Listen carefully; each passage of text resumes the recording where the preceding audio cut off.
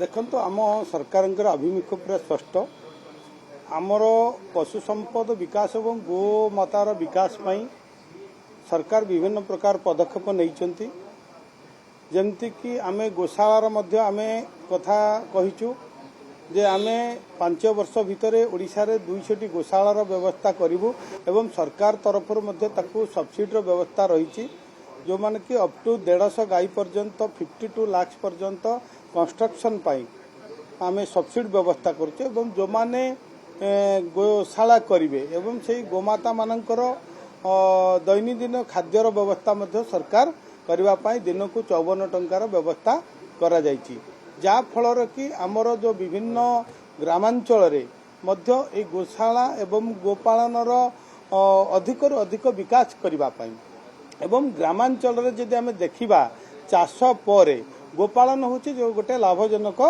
आमर व्यवसाय कहले अच्युत हब नाही एही दिगर मध्य ग्रामांचल युवक मानकु महिला मानकु सशक्त करबा पाई स्वावलंबी करबा पाई आर्थिक विकास क्षेत्र मध्य गोपालन सहयोग करि पारिबो तेणु आमे सरकार तरफ सब्सिडी व्यवस्था मध्य गोपालन दिगरे करा जायछि जेमति साधारण वर्ग को 40% एवं एससी एसटी हरिजन वर्गर जो माने लोक माने महिला माने चाहिए जे गोपालन करबा पाई ताकू 60% सब्सिडी सरकार मध्य वहन करिवार व्यवस्था करा जायछि तेणु आमको समस्त को आज जो गृह रे मध्य आज प्रश्न थिला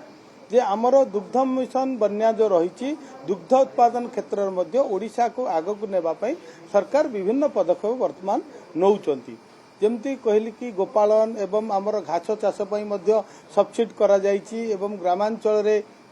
गोपालन करबा पाई महिला मानकु मध्य महिला उद्योगी मानकु आमे प्रोत्साहन करूचे तेणु विभिन्न दिगरे आमे समस्त ओडिशार